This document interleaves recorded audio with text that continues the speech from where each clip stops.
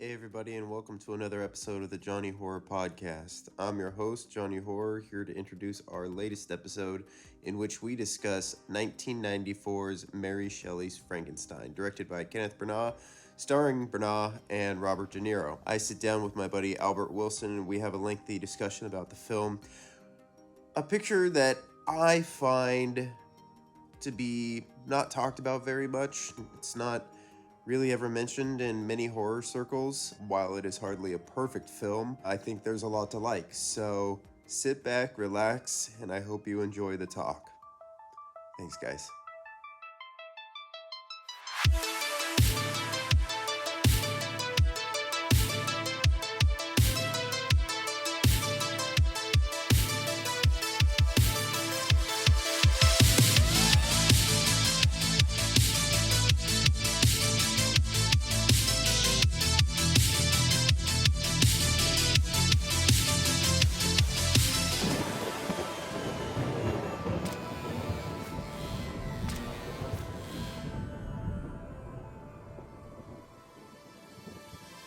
Welcome back to the Jony Horror Podcast. I am your host, Jony Horror, and joining me once again is my good buddy, Albert Wilson of Blood and Bruise. How are you, sir? What's up, man? Thank you for the invite. I appreciate it.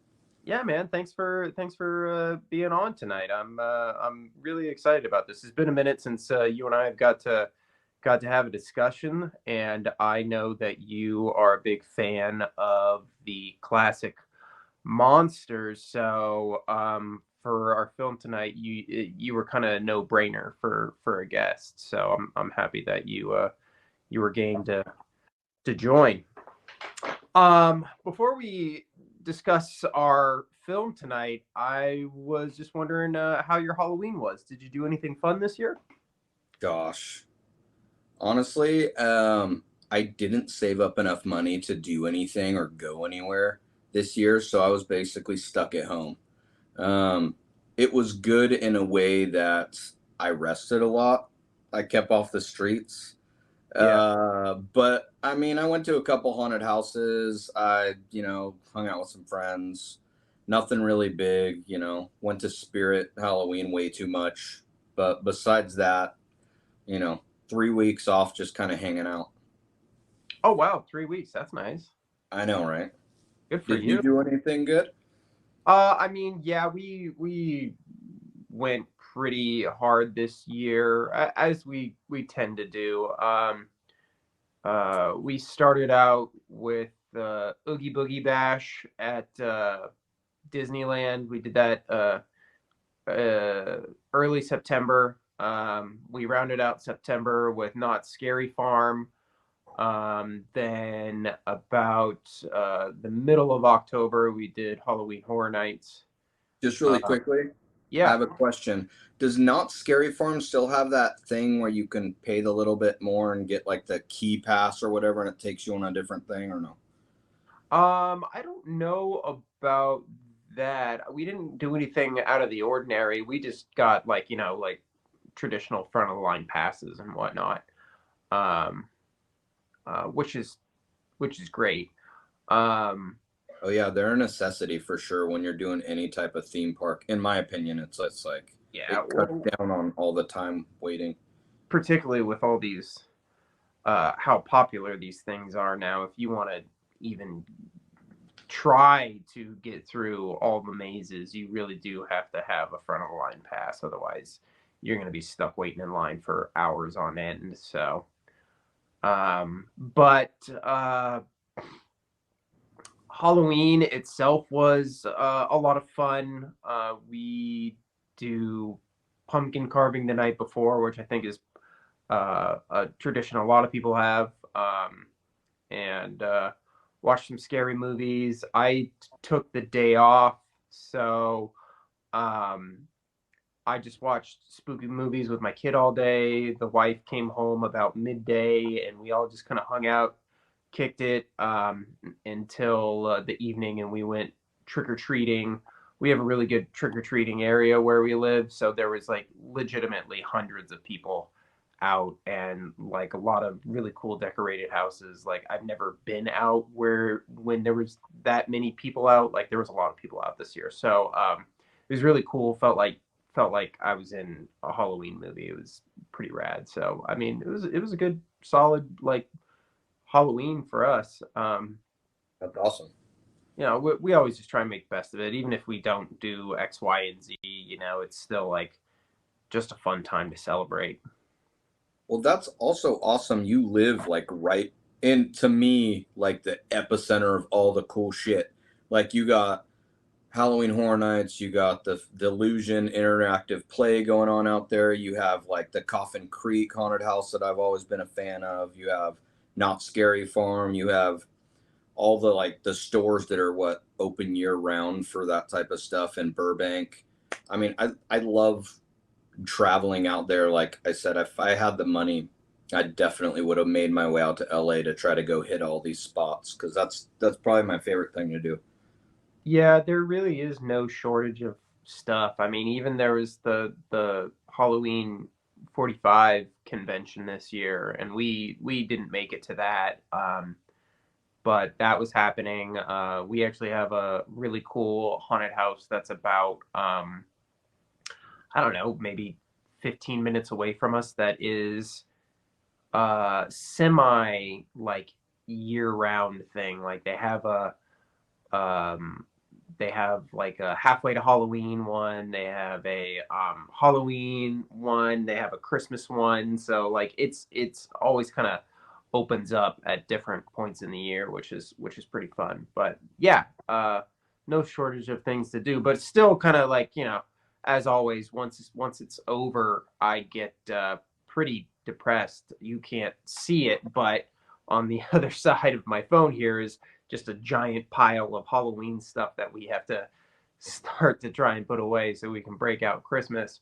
Kind of leads me to my next question, which is, do you have like any films that you kind of gravitate towards, like post Halloween, like a Halloween hangover movie, or a selection of movies that kind of like help you like get over the fact that spooky season's done? It's weird because like I really don't. I just have ones that like I've been meaning to watch that like are sitting on my brain that I'm like, damn it, like next time I have like I want to watch that.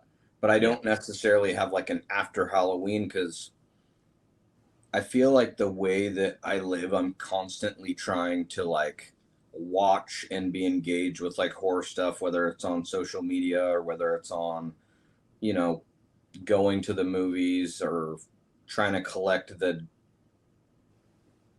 latest like horror stuff that's getting thrown out by NECA or on DVD or Blu-ray or whatnot and all that. So I feel like I'm always trying to. So yeah, I hope that It's answered your it. question. I mean, I can relate in the sense that, like, particularly with Halloween season this year, there was so much new content out that it made it hard to like. I'm always trying to watch stuff I've never seen like throughout the year, but typically Halloween is a time when I go back to like a lot of like rewatch movies, like for Halloween time. Like obviously you have the entire Halloween franchise. I like to rewatch A Nightmare on Elm Street during that time. A lot of Rob Zombie movies I watch during Halloween time. So I have like set movies that I save specifically for Halloween time. But there was so much new content coming out this year. In particular, it seemed like there was just like, dude, I'm finding it hard to try and fit it all in. Oh, we Um, got flooded for sure. It was in a good way though. Like oh yeah, I'm so happy that like that whole Marvel boom is like starting to like dwindle, and like you could just see all these like indie horror movies that are coming out, and it's like some of them are really fucking good, and they're like it's hard to ignore them, and it's just like holy shit, like a big ass company didn't put this out, a fucking smaller fucking production thing put it out, and that's fucking amazing. yeah, It's like better than a lot of the stuff that Hollywood's putting out. And I'm just like, damn. So yeah, good. Well, That's good to know. That at least you're keeping up, trying to get as much content on your hands as possible. I mean, like I said, I can definitely relate to just not feeling like you don't have enough time to fit it all in. But tonight we are discussing a movie that I do find kind of fits in that little niche, the Halloween hangover, time frame. Because this movie specifically just feels like a November movie to me. I think it was actually released in November originally. I think it was released in like November 4th, 1994. And I think when I did the rewatch, it was like a day after whatever. Like it's almost been 30 years since this movie came out, which is crazy. We are talking about Mary Shelley's Frankenstein, directed by Kenneth Branagh and starring Kenneth Branagh, Robert De Niro, and Helen Bonham Carter. Albert, what was the first time you can recollect having seen this film? Oh God, it had to have at least been 10 to 12 years ago. Mm-hmm. And I don't know how much you want me to go into that right now, but like initial feelings and stuff. Or do you want to hold off on that till?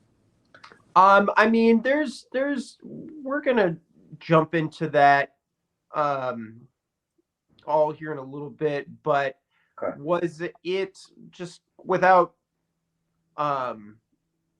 showing your full deck here, were you satisfied or unsatisfied after viewing it for the first time? I felt like a lot of work up for kind of a little bit of a. Does Got that help? Right.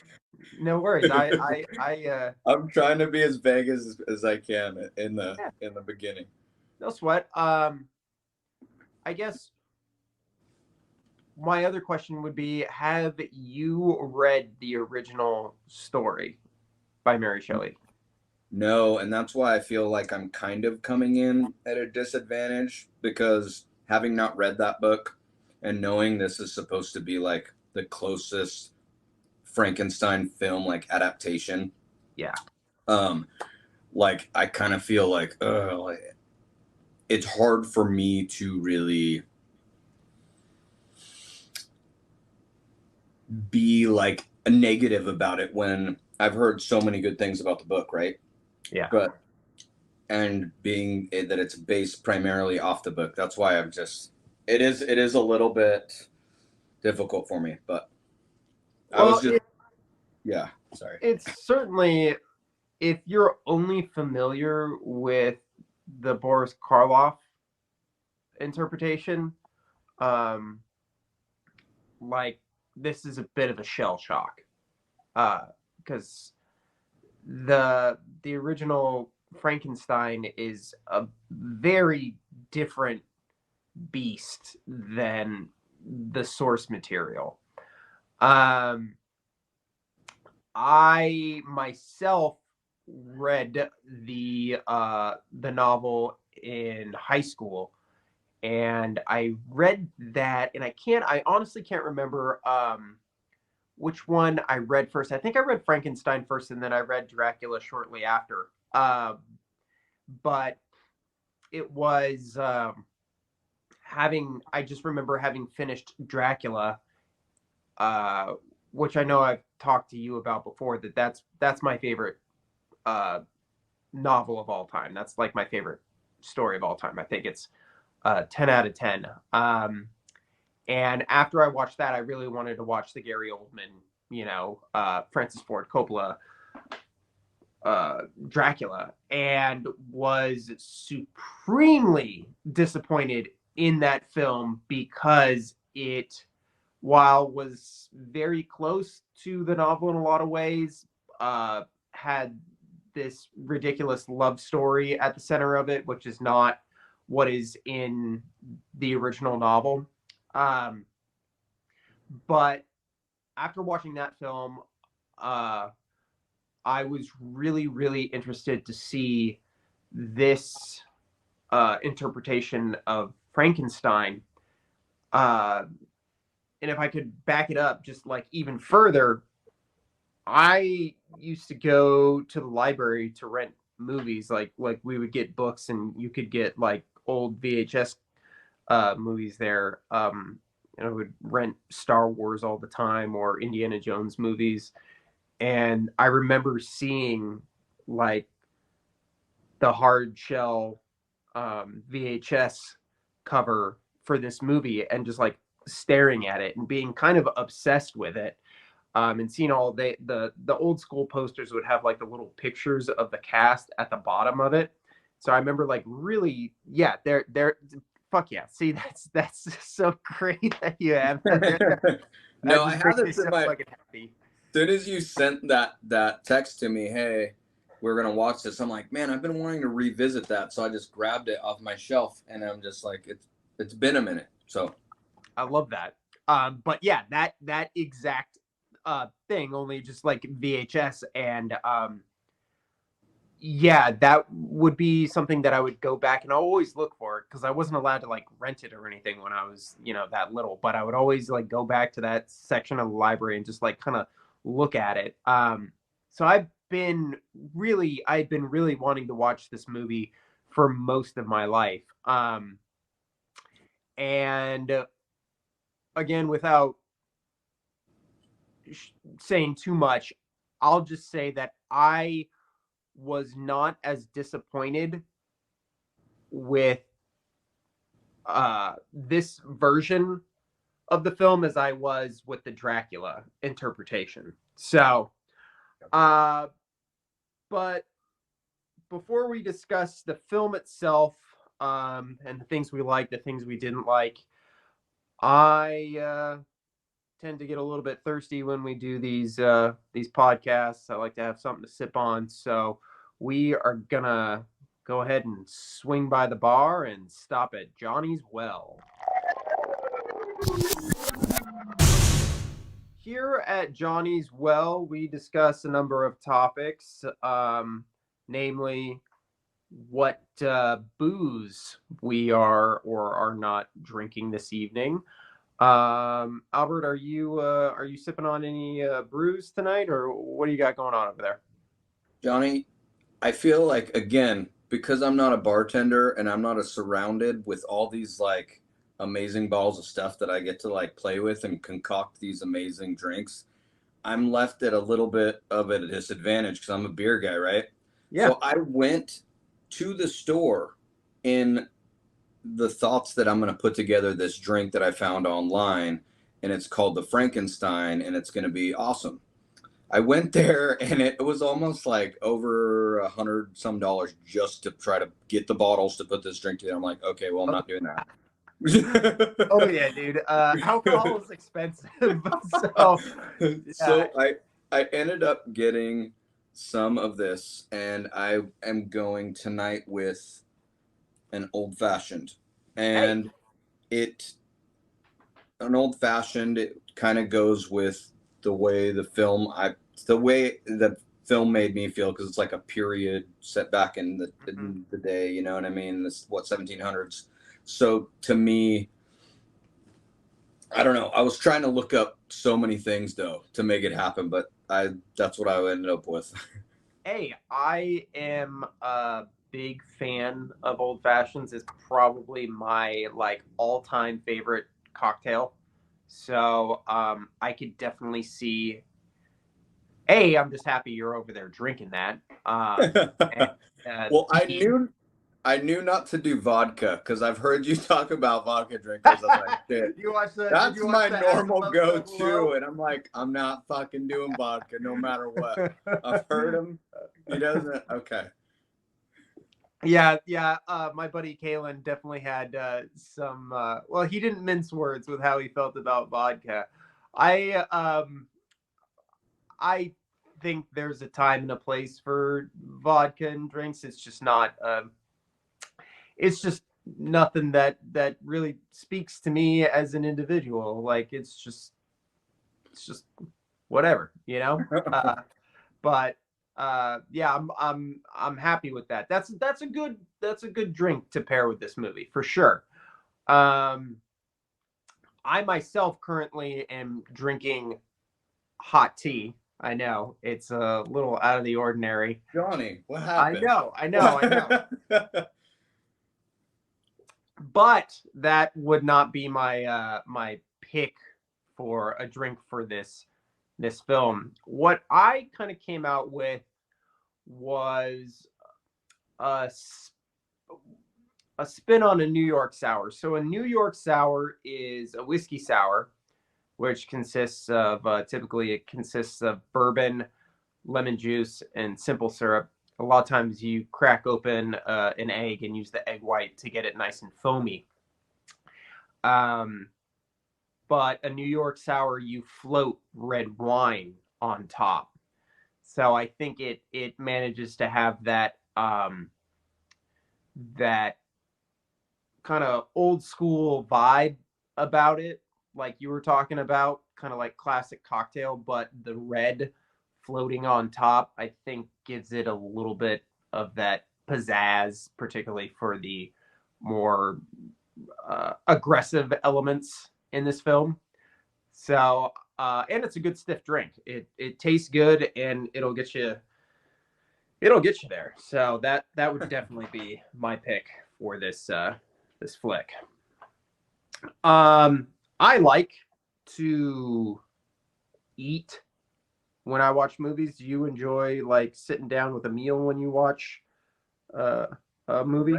Right now I have snacks just in case. I noticed I'm super fidgety when I do like lives or even when I'm talking with people, like I start to get fidgety, like I'll move around a lot or I'll play with props or whatnot. So like I have a bowl of Snyder's pretzels right here just so I can have something to do with my hands, right? I love it. No. So yeah, you're already there. You're already you're basically at a bar right now. I try to set myself up for this. Yeah. I appreciate that. Like you selling it. So yeah, you'll sit down and with dinner and a movie like at your house from time to time. Oh, most definitely. It depends what the setting is. If it's just me, not all the time. If I have friends over, like I think last time we ended up doing like salami and like we had candy and it was like we had like several different things going on, cheese and obviously beer. Yeah. But yeah, there's always some sort of snack and they usually end up bringing randomness over. So yeah. I myself, as I've stated before, I don't even know how to like sit down and have a meal without like a screen in front of me, whether it's my phone or the television set. Like I feel naked if I'm eating food like at home, basically. Like if I'm out at a restaurant, that's a completely different thing. But even today it was weird. Like I went and picked up lunch for my wife, my son, and I, and we all just kind of sat at the bar in our house and just kind of like all ate and didn't watch anything. And it was really nice. It was really nice because we don't ever do that in that way. We're always watching something, but it just felt like a little like, what are we doing here, guys? We're being crazy. All that said, would you consider this an eating movie? A lot of horror films can be really messy and quite frankly disgusting, and maybe they'll ruin your appetite. But do you think this film falls into that category, or can you sit down and eat whatever with it? I would say yes for me. For most people, there's some scenes in there that I would say probably not. There's definitely some slimy stuff going on for sure. Exactly. Yeah, I think I'm the same. I don't think usually the stuff that like typically bothers me is like either like pus related stuff. Anything that's like milky looking, like, will usually gross me out. But I don't think there's anything really like that at all in this. I think this is a perfectly fine movie to sit down and have a meal with. All right. Well, I'm feeling nice and full and liquored up, so I think it's about high time we jump on over to the good stuff. As I typically do, I forgot to do my little intro and say what this movie's about, probably just because I feel like everyone knows what this movie's about. But for the sake of pardon me, my phone's going off here. For the sake of being a completist, let's just do the plot here. Mad scientist decides to create a life form out of dead body parts and then immediately regrets that decision.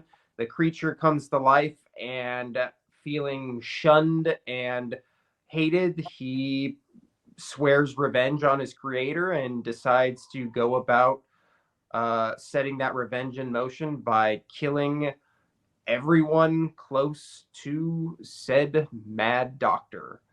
Blah, blah, blah. We have seen it all before, but not quite this accurately portrayed, I would say. Albert, hit me with one of the things you liked about this movie. I really liked the way that Kenneth Branagh, his character, like he sold anything. Like he pulled it off. Like, to me, his acting was just, it blew me away. Like, I feel like if there was one thing that I could not deny, it was his as just acting ability, and the fact that he's directing at the same time, right? Yeah. So it's just like, I don't know, I was blown away. I was blown away by his acting, especially when you're doing a movie like this. I don't know, for me, I would just assume that it would be, especially in the 90s, right? It was more kind of leaning towards the corny side, and this was the way his acting was. It was super serious, right? So that was one thing that really was, to me, a big plus. Yeah, he is very, very skilled actor. He comes from like legit Shakespearean training, and has made a handful of very, very well received Shakespeare adaptions into films. So like, the man has some serious acting chops. I think personally for myself, and I'll get a little bit more into this in a little bit, but I think I really like a lot of his acting style. I think it's a bit melodramatic. And like I said, I have more thoughts and feelings on that specific thing, that thread throughout the film. But I agree. I think the level of acting going on, in addition to the filmmaking and all the production design and how everything looks and feels, feels like a very, very big movie. And he is giving it his all in front of the camera and behind the camera, it seems like. And also, like, he's just jacked, like, yeah, in such good shape. So like, you're thinking that like, not only is he dealing with all of like his own acting stuff that he's got to deal with in front of the camera, he has all the production notes and script stuff that he's doing behind the camera, and every day I'm sure he's working out to maintain that physicality. And I was very, very curious about how old he was when he was making this, because there is certainly an assuredness and a maturity to what it would take to pull off a film like this.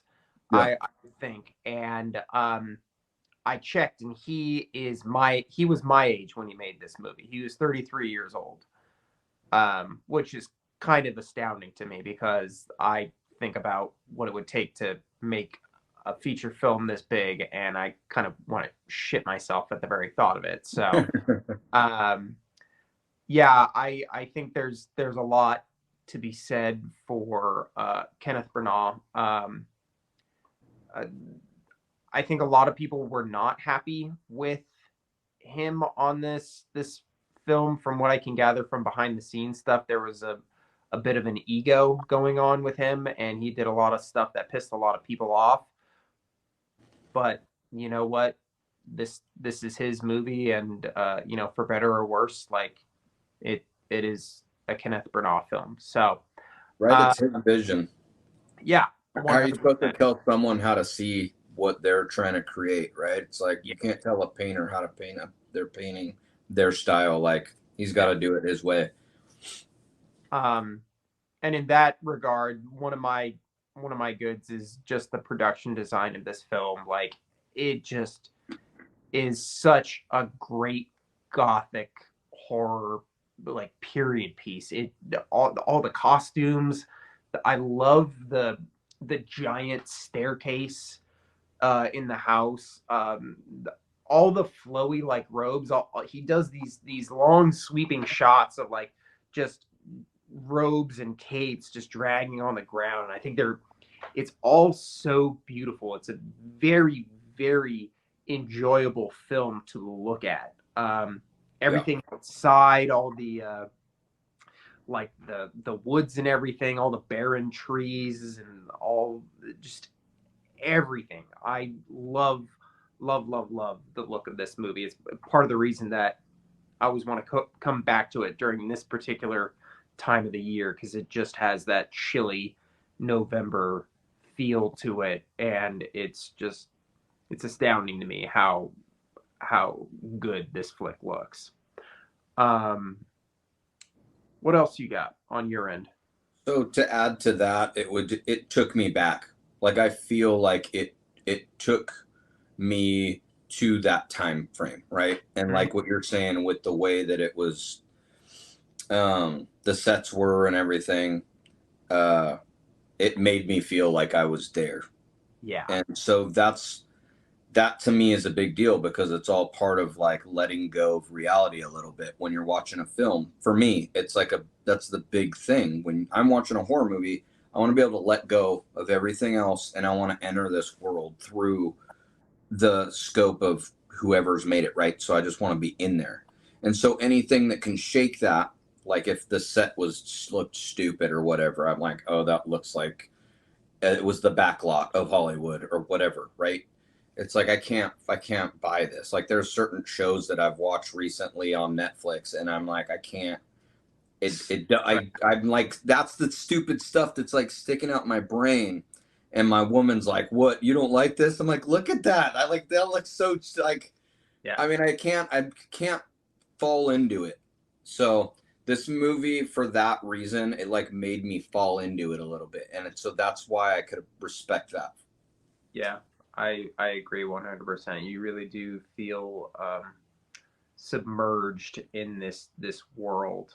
Everything feels just so tangible too, because you know there's no fucking green screen or anything like that. The practicality of it all is just kind of astonishing to me. So yeah, I agree. It really does kind of reel you in, for lack of a better phrase.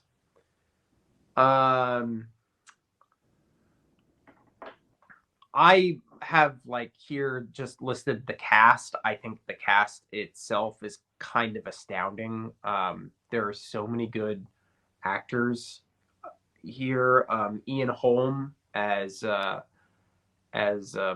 Frankenstein Senior. I think he does an incredible job, and just has to really be put through the fucking ringer with his wife dying, with his youngest son being murdered. Like it's heartbreaking to for him.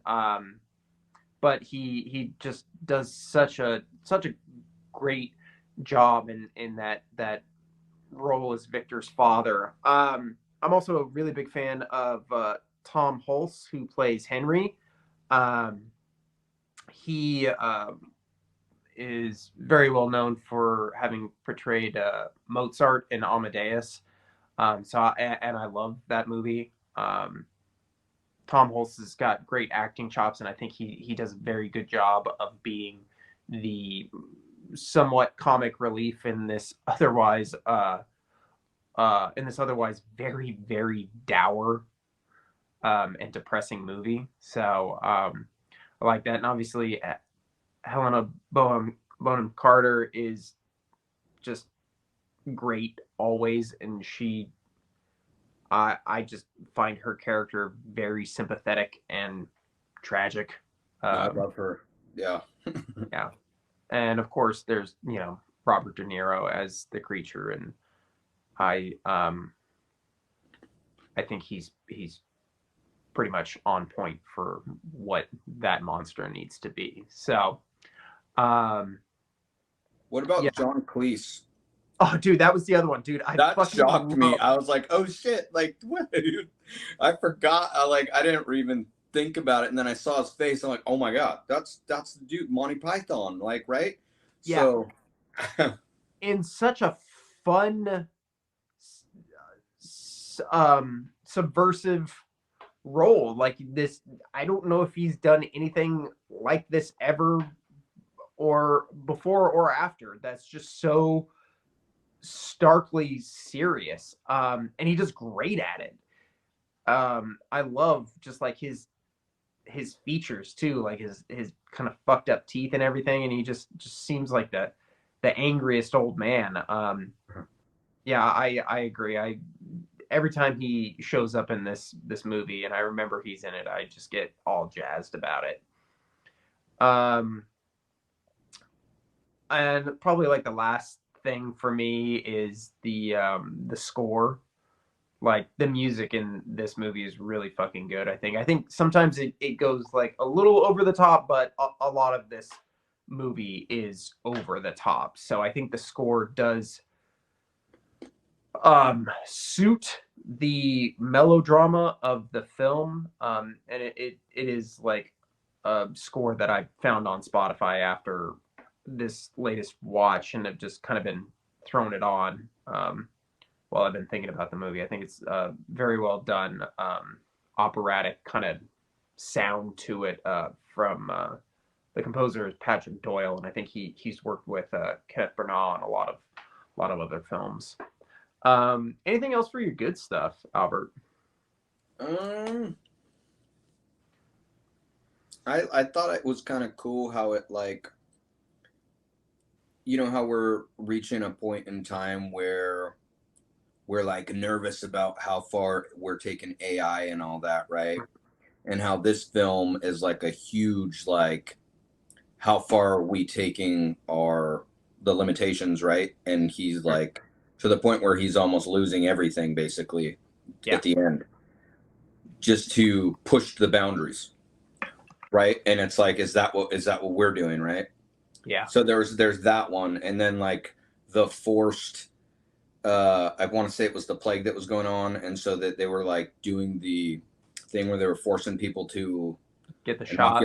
Yeah, right. And it just reminded me of like just what's happened in the last couple of years, right? It's just like, oh shit, like this is kind of a trip watching these things unfold in a movie from 1994, and I'm just like, damn, like I thought that was kind of neat, and it was kind of a positive that I don't know if. Yeah. Well, yeah, I mean, I think it's been a long time since I've read the novel, and I can't remember if the plague is a part of that or if that was written into the script. But obviously, the obsession aspect is the primary,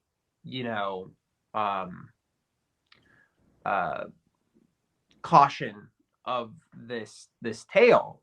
Even the novel reads Frankenstein, a modern day Prometheus, I believe is what it says. And Prometheus, obviously, having flown too close to the sun, melts his wings. So the idea that maybe we're we should be aware of biting off more than we can chew from a scientific standpoint, from an obsession standpoint.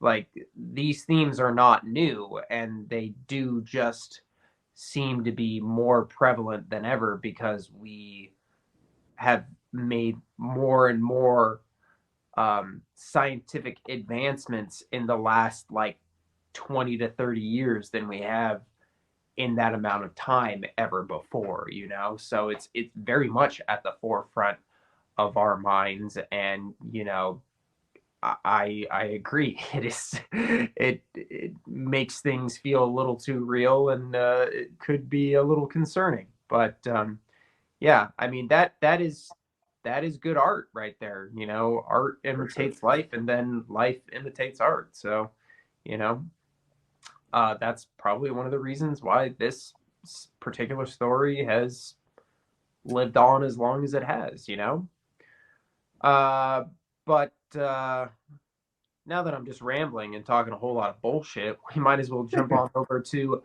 Does She It? I will have revenge. Frankenstein. Buddy, what don't you like about this movie? Hit me with a thing that you didn't All like. right, so it's a fucking monster movie, right? Mm. And for me, being a huge monster fan, give me something that makes me feel uncomfortable. Just an unhinged mad scientist type of guy isn't really cutting it for me, right? And then what he creates, to me, wasn't so much a monster or creature or anything. It was more of like, it was more human to me, and had human emotions and had human things that it was doing, instead of just being this crazy like beast thing that was like hulking around and could barely talk. It was like, you know, it was very vocal and very thought out, and you know, it had its needs and stuff, and on an emotional level, I guess is what I'm trying to say. Yeah, so that aspect of it, like the talking and like the emotions and all that, that is straight from the novel. That is what happens in the story. That part of the film is very accurate in comparison to the source material. The creature does kind of start off as this like childlike thing that is afraid, and does end up going into uh, part of a barn next to the house of the people there, and does learn to talk through hearing the teachings and everything going on next door. And I really do love that line where he's talking to Victor and he's saying, like, I know how to play this. I know how to talk. I know how to do this, this, and this. It's not so much things learned as so much as things remembered, because that's a very eerie thing to me, because it does show that like Victor's everything that he worked toward did actually work in the way that he was hoping, but the unforeseen consequences of that, you know, like he did put like John Cleese's brain in that monster, so that's how the monster knows how to do X, Y, and Z, because it all kind of came back to him. In the book, he's much more of a hideous being from everything I can tell. Like, his skin's supposed to be yellow. He's got like long, stringy black hair and shit like that, if I remember correctly. Much more like horrifying thing to be seen. But you know, when you have a star like Robert De Niro, you can only do so much to take away the fact that it's Robert De Niro before you're like, all right, why are we paying all this money for Robert De Niro? So that's one of those things where like, you know, when you get a name like that, you kind of lose the monstrosity element, you know. But I hear what you're saying. Like, it's not, I would say, except for the moment when he like when Victor wakes up and he's like roaming around the laboratory in the room, and he turns around really quick. I think that's the only part that I do like kind of find that scary, because I imagine waking up and seeing something like that in my room would absolutely scare the piss out of me.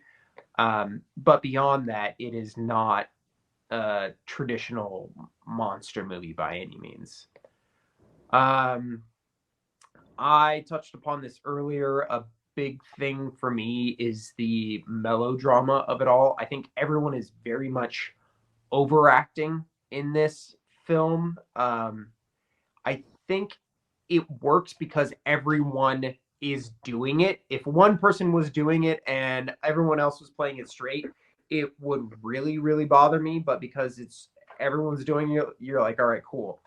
And again, Kenneth Branagh is coming from doing Shakespearean movies where everything is very dramatic, coming from stage plays where you have to be bigger because you have to reach the person at the back of the theater. So there's a lot of that. That's just me being like, this is why this is. I think a lot more subtlety would have been better. I think it could have made this film a little bit more impactful if, we have longer beats after like William gets killed. Like that's his little brother, and that's the reason that his mom died, was because they decided to save the baby.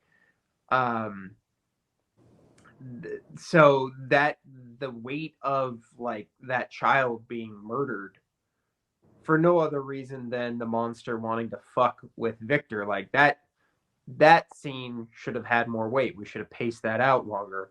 Justine being killed just trying to help, like, again, that all that takes place in the book as well. It's just things are given more time to for you as a viewer and a reader to marinate on these terrible things that have happened. And the movie, they just go boom, it's very loud, everyone cries, and then we're on to the next thing, and it just kind of goes like that, and it feels like the pacing is not quite there. This is a 2-hour movie. I think it should probably have been like a 2.5-hour movie. If you're telling this story, I think it needs to have the weight and gravitas that is in the novel. You don't want to rush these things because then it's not as impactful.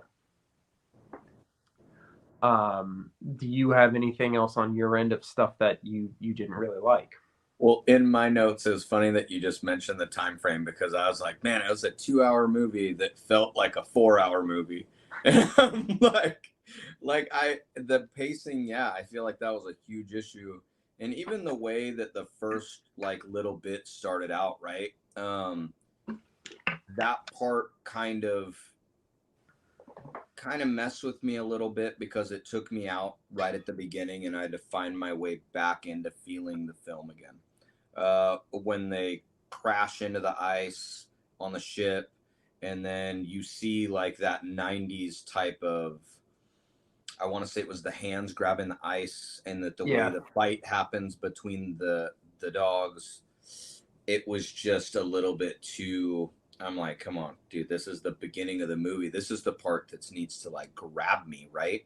And it felt very 90s, like kind of like cheesily done, when it's such a serious movie. I wanted it to be, and that leads me into the other part that was a negative for me. There's only one actor that's acting stood out to me as a negative, which Captain, right? Yeah, Aidan Quinn. Yeah. I'm like, I don't know why, but every time he's on screen, I'm not there. Like, I don't know why, but it's just triggering me to just be like, meh, no. Yeah, I feel the same way, and I like Aidan Quinn quite a bit, actually. I do as well. He's a really good actor, but I don't know. Maybe his melodramatic level is not like maybe that's just a range that he's not comfortable being in, because I've always taken him as a much more subtle actor. And if Kenneth Branagh is going, no, give me more, give me more, give me more, we need bigger, bigger, like you can see how those two type of styles might clash. I agree. That is like the beginning and end. The hardest thing is because that's where the movie the movie ends out there on the ice. You kind of do need that beginning, because that's the way the book starts too. Like they find Victor out in the ice looking for the monster and everything. But yeah, I agree. There's something kind of off about the prologue and epilogue of the story. Everything in the ice doesn't quite do it for me. Nobody's acting is really great in that. Even like when Victor dies, like you're just like, is he taking a nap? Oh no, he's dead. And you're just like, okay. Even Robert De Niro's like where he's holding the thing up in the air before he puts it down. I'm like, what's going on right now? Like it's almost like I don't know. There's just a different feeling than I felt like they were trying to put in that scene. I don't know if that makes sense, but it just didn't feel like it hit right. Yeah, no, I agree. It's just kind of feels weird all around on both those things. But talking about Robert De Niro, like one of the things that I really don't like is like when he sets the house on fire and then he turns around and he goes, Frankenstein. Just like, what are we doing here, guys? Come on. Like, this is Robert De Niro. He's one of the greatest actors of all time, and you're making him do this like fucking cartoonish thing here. Like, what? Come on, gang. What are we doing? My other big thing is that, and this ties back into pacing and the melodrama. It's all kind of intertwined. But like, how the fuck is the creature getting from point A to point B so fucking fast? Like, they rode on horses to Geneva. He was on fucking foot. God knows where he was or how he even found a map. Like, what the fuck? And somehow he beats Victor to Victor's own house. How the fuck would he even know that it was Victor's house? Like, these are like serious things that like you don't want to drop the ball on, because like your audience member is immediately taken out. Like, how the fuck did this son of a bitch get here? Like, all right. And how did he get here like at least like 6 hours before Victor did, when Victor was riding on horseback? Like, shit doesn't make sense. And I mean, it's not like that. That stuff is not like that in the book. So you're just kind of like, well, that was fucking stupid, wasn't it? I have one more thing here that I'm gonna hold off on. If you have anything else that you wanted to mention, or negatives, yeah, specific. I don't know. It again, I feel like instead of being like as a horror person, like I from movies like this that are about Frankenstein's monster and Frankenstein, I'm expecting more of a monster film. I feel like I got more of a relationship movie between an adopted brother and sister. You know what I mean? And it's just it was great. It certain parts of that, but even that felt kind of choppy, like where she left him and was like, screw you, because he's like choosing his work over her. And then all of a sudden the guy goes and gets her back, and then they're just back to being cool again. Like that never happened. And then when she comes back and it's like she decides to kind of like she's leaning towards more like going towards Frankenstein or towards the monster instead of Frankenstein, and you're just like, what's happening here? Like, I don't. Yeah. Yeah. Well, that was that's my last negative thing, which is the bride. um, because Elizabeth is killed in the novel, but he doesn't bring her back in the book.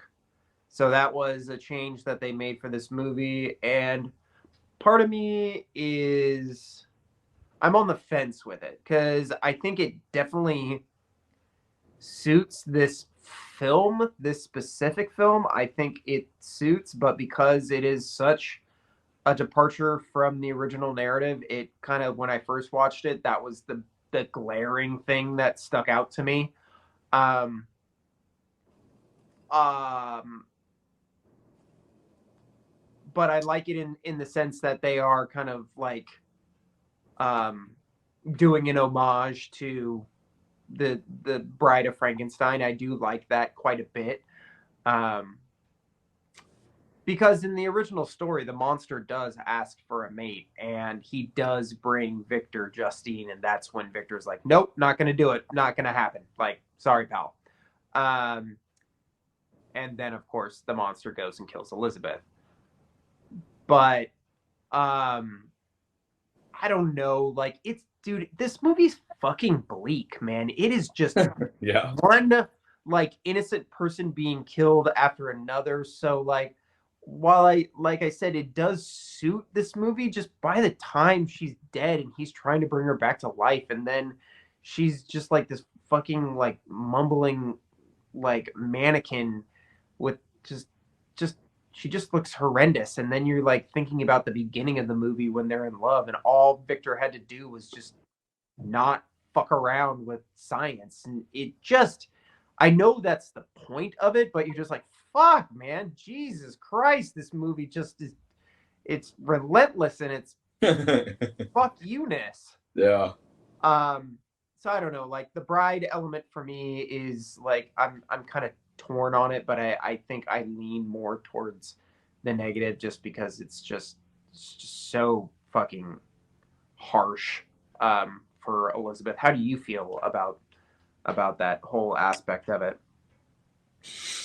Yeah, I feel like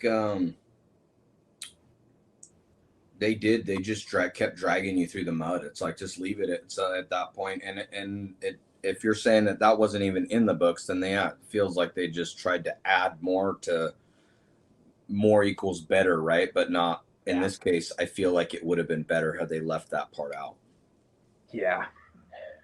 I mean, the fact that she dies anyways is kind of like awful, but the fact that then she, you know, dies again. dies.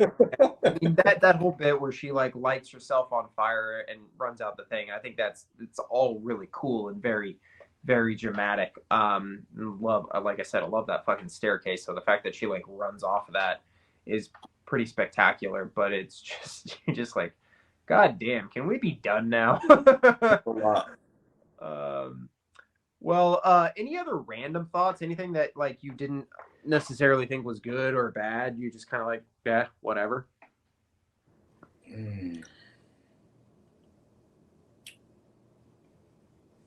Not particularly. God, what was it? Again, it was just, I really liked. It's, for me, it's hard to complain when I see so much passion that Kenneth Branagh put into the film, right? Yeah. Like, you can see like it was his passion project at the time. Yeah. And it was such like a thing. So it's hard for me to like be like, but this, that, and that.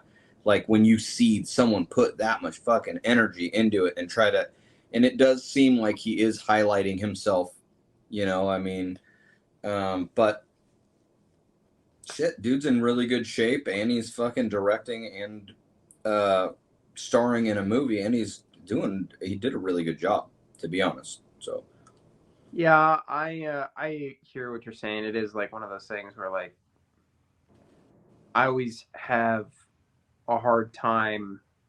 I've had people like kind of reach out to me, like some like just smaller filmmakers, mm-hmm. and they'd be like, "Hey, do you want to like review my movie?" And I'm like, not really, because I don't want to say bad things about like your project that you put time and effort in. It's a much different thing to have these giant studio movies where it's not all like one person's like dream and time and energy. Like, and by no means is like this just Kenneth Branagh making this happen, but like it is 100% his flick. And to see what you said, all that passion really being put on screen, you know, for good or for ill, like, you know, that he put in the work. So I absolutely feel you on that. It is kind of hard to be like, well, this and this and this, you know. Yeah.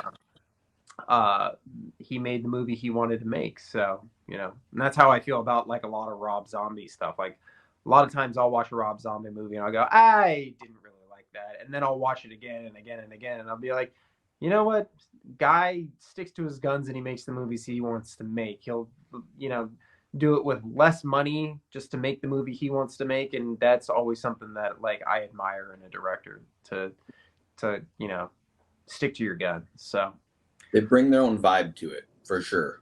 Like that's how I feel about Rob Zombie. Like you kind of know that vibe, you're gonna get that feeling. Yeah. So that's why I kind of like Rob Zombie, some of Rob Zombie's stuff too, is because of that. Well, now that we've been through the good stuff, the shit, I think it's about time you go ahead and give me that rewatch.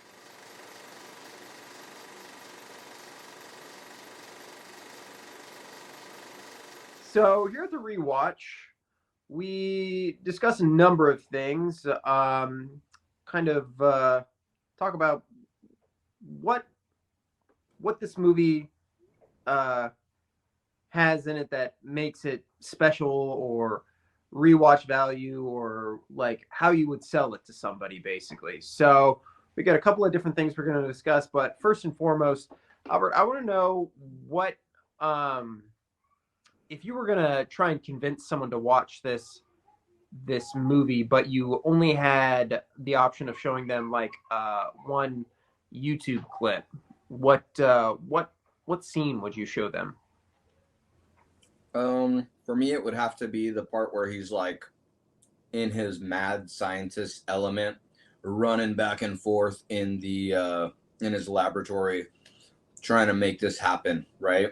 And trying to like, he's just like, you can tell he's just in that zone, right? He's all sweaty. He's like freaking out kind of, but also it's excitement, but also he's like pushing himself to create this thing, right? And it's just like, for me, that's probably the height of the film. So that's what I would use to push it. So the scene where he creates the monster, that's the one you're referring to, right?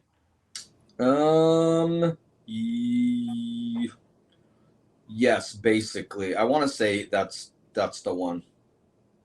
Yeah, because that's where he's like running around, like slinging the stuff around, and he's like running back. Yeah. Okay, cool. I actually have a little bit of a cheat. And I mean, by a little bit, I mean a lot, because I thought about doing the scene that you picked. In my mind, I feel like that is the scene of the movie, so I felt like it would be too easy, a disservice to show somebody that particular scene to get them hooked.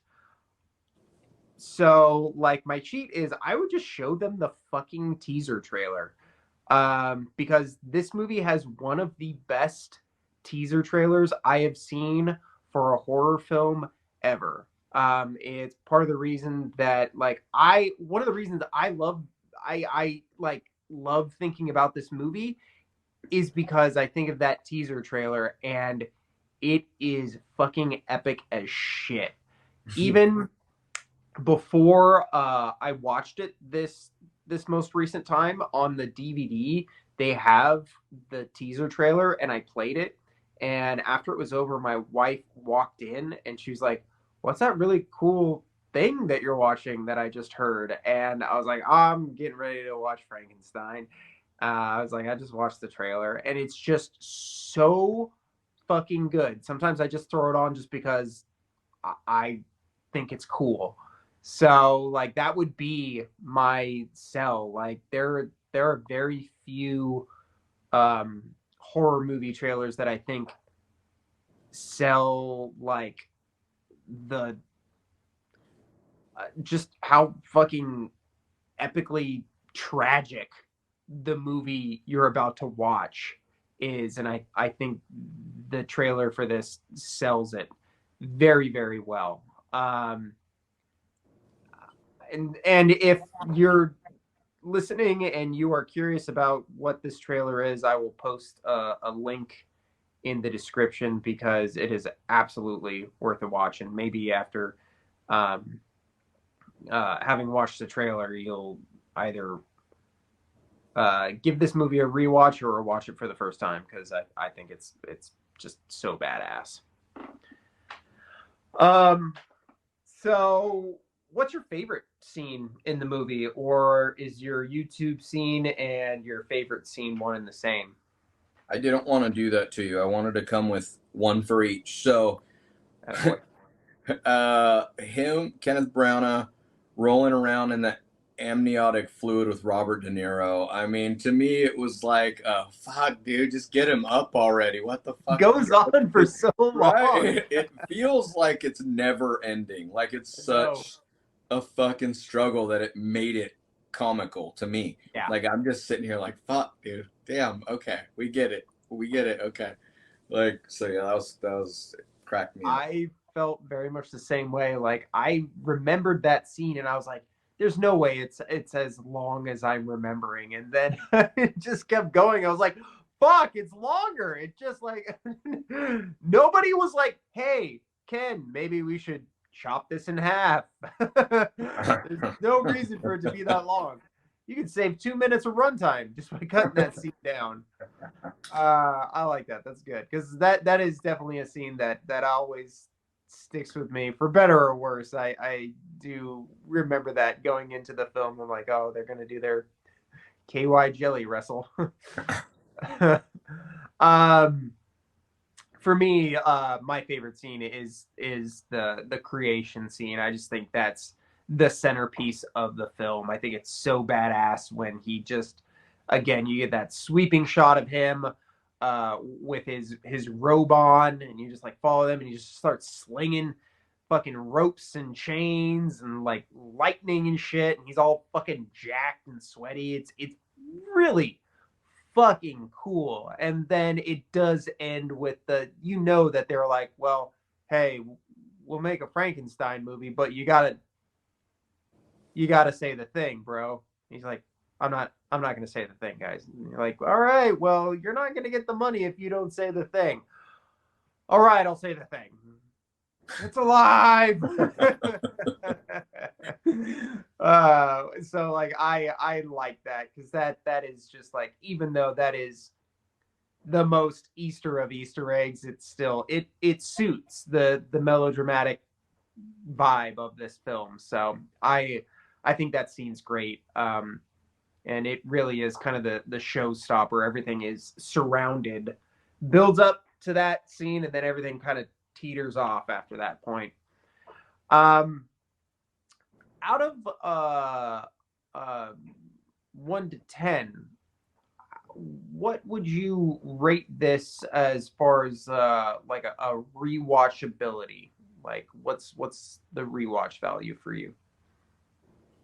Now, this is where I feel kind of bad, because I don't know, I'm like leaning more towards the opposite. I would put it right in the middle, because that's how I felt about it. It was like it fell kind of short for me. It was like I was excited, and then it kind of you do get to a point where you're like, all right, cool. Can we wrap stuff up?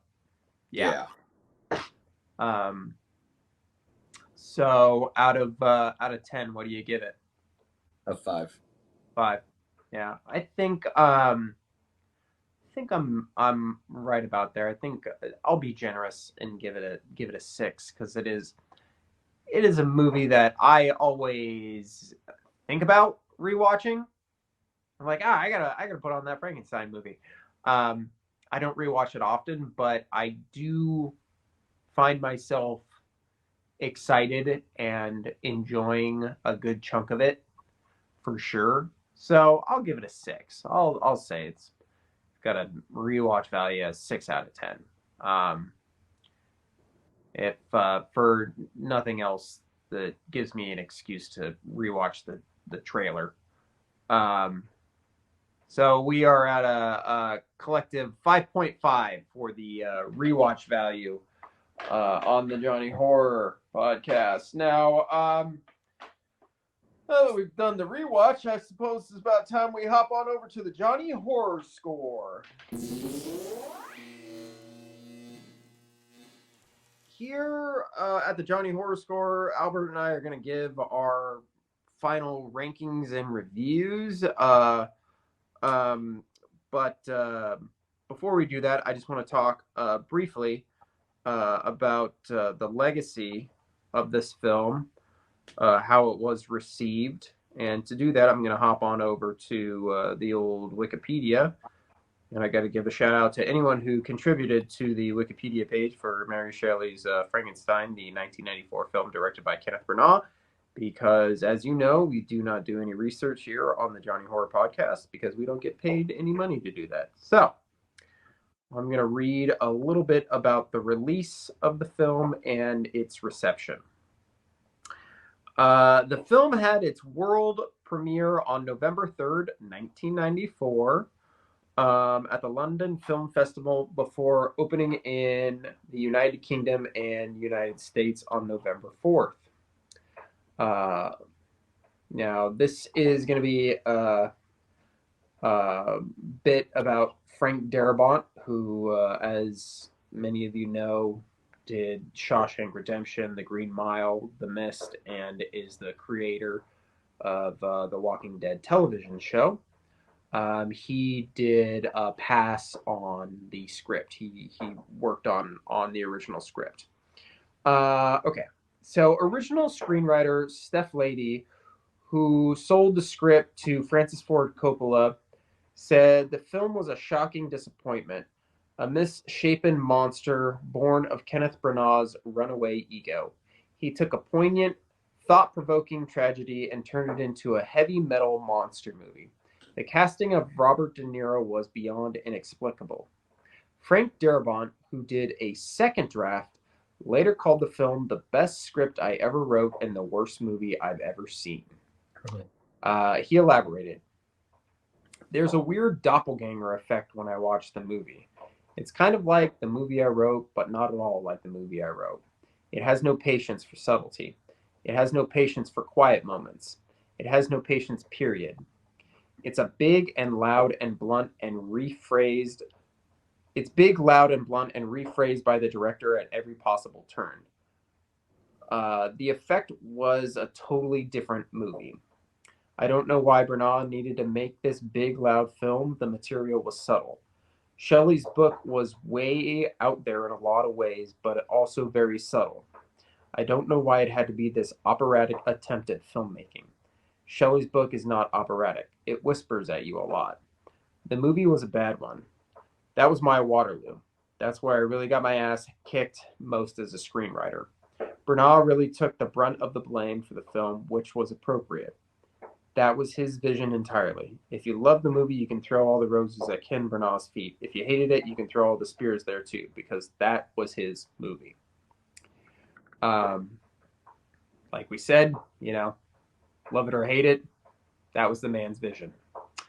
The critical response, Rotten Tomatoes has the film at 42% of 53 critics' reviews are positive, and 5.5 out of 10. Oh, wow. The consensus reads, Mary Shelley's Frankenstein is ambitious and visually striking, but the overwrought tone and lack of scares makes for a tonally inconsistent experience. Roger Ebert gave the film 2.5 stars out of 4, writing, "I admired the scenes with De Niro as the creature. So much I am tempted to give Mary Shelley's Frankenstein a favorable verdict. But it's a near miss. The creature is on target, but the rest of the film is so frantic, so manic, it doesn't pause to be sure its effects are registered." And here we are, box office. Mary Shelley's Frankenstein collected 11 million during its open weekend, and ranking in second place below Stargate.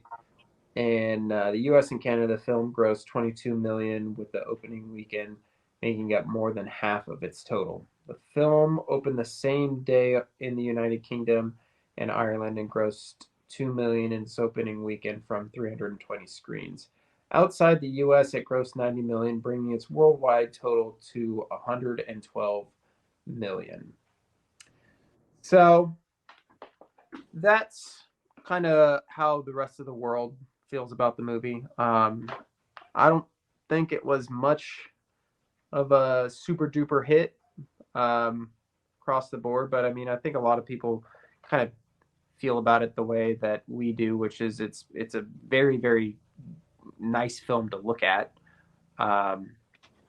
but it's maybe not as consistent with everything else. So why don't you give me your final thoughts and then your ranking out of 10 there, Albert. Final thoughts. It was a beautiful, well shot, well acted, that just fell short for me as a monster movie or a horror movie. And it kind of dragged on longer than it should have. And so my final score, and we're doing out of 10, would be a 5. 5 out of 10. Got it. I think this movie is very, very close to being what the original source material had in mind. I think it's a little too over the top in its dramatic moments, performances, music, pacing. They all lean towards a very over the top nature, for good or for bad. I think mostly for bad in a lot of ways, unfortunately. I think where I do agree with you that there is a point where you find that you are kind of like looking at your watch, hoping that this will wrap up.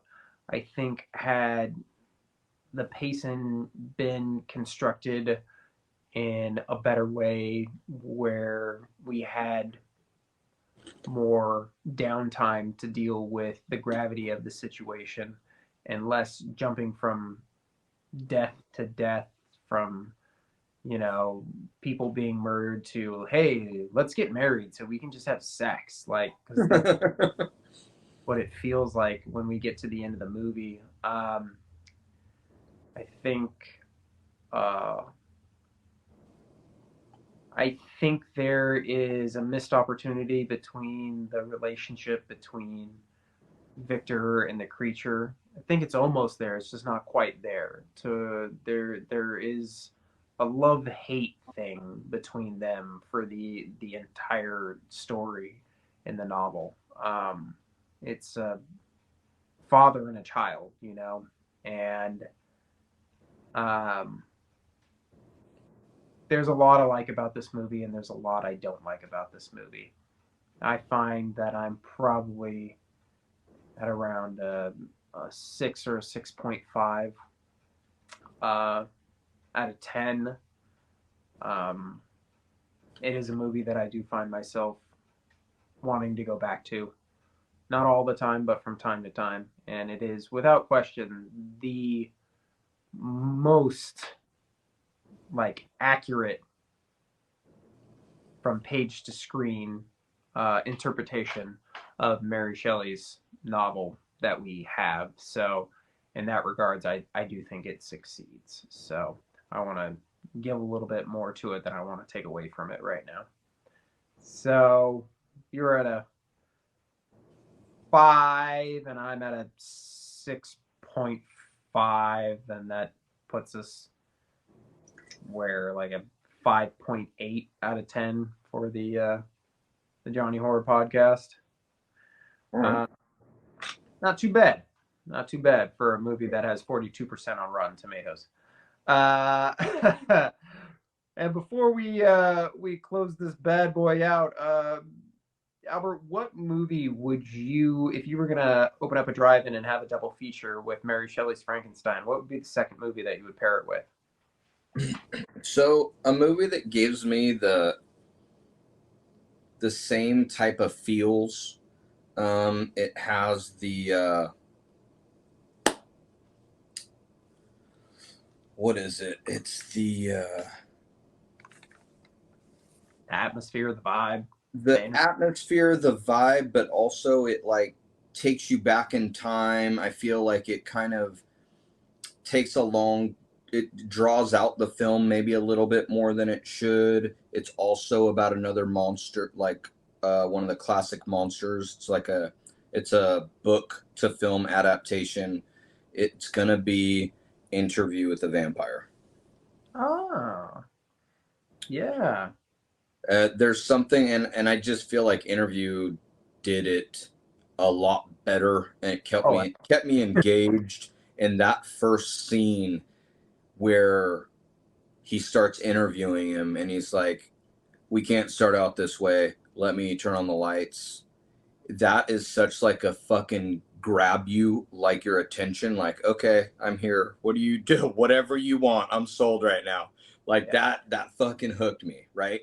And that's what I felt like I wish this movie would have had in the beginning, where instead of getting that hook, I felt like I was kind of like kicked out a little bit, and then I had to try to reel myself back in. I feel like this movie would be a good double feature for it because I feel like it has some of the same attributes to it, where they really go in deep and make you feel like they put in a shit ton of good actors, really good acting, and it's a long movie based on like monsters, right? Mm-hmm. At the end of the day. So there we go. Sorry, that's a little drawn out, but yeah, that's where I was thinking. Which one would you show first? I want to say I'm one of those people where I would like the better of the two to be second. That way you kind of sit through the one that's a little bit, Absolutely. and then you put the second one's more like okay, you didn't think that was good? Fuck you. Here's this movie, right? Like, here's the one that's like gonna get you. So I like that. That's a good choice. They both do have a very like you feel sucked into both of those worlds. Interview is obviously the superior film by a long shot, but they are both very patient. Interview is a very patient movie, and I think for its length is still incredibly well paced. So I've been kind of going back and forth between two that I would double feature this with. But for the sake of keeping on brand with maybe a film that is not quite as good as I want it to be and is still a pretty bleak story with a only slightly, quite a bit more slightly, actually, now that I'm thinking about how, Victor's brother and his wife get murdered and his dad dies and his mom dies. Infinitely more positive ending. Which is also another spin on a classic monster movie, classic monster story, The Last Voyage of the Demeter.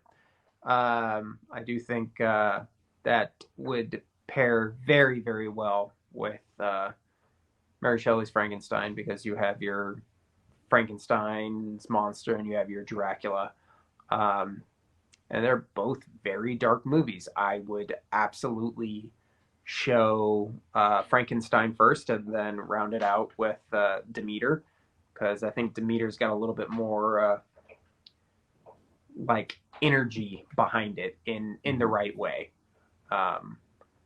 We're gonna have to sit down and have a discussion about that one of these times, because I'm curious to know how you feel about that film. Oh, definitely. Definitely. I would love to do that. All right. Well, that is a discussion for another time. For now, thank you so much for listening to the Johnny Horror Podcast. If you like what we do here, please be sure to follow us on Spotify. Give us a good rating. 5 stars is awesome. Share us with your friends. You know, if you like, if you have friends that enjoy listening to horror podcasts and you know, just buddies talking about movies, then this is something that you should share with your friends. Got to give a big shout out to my buddy Albert Wilson for hanging out with me tonight and talking about monsters. It's always a pleasure, sir. Thank you. I appreciate the invite. Anytime, man. For now, I am your host, Johnny Horror of the Johnny Horror Show. We're signing off on the Johnny Horror Podcast. We will see you motherfuckers on the flip side. Have a good night, everybody. Adios, muchachos.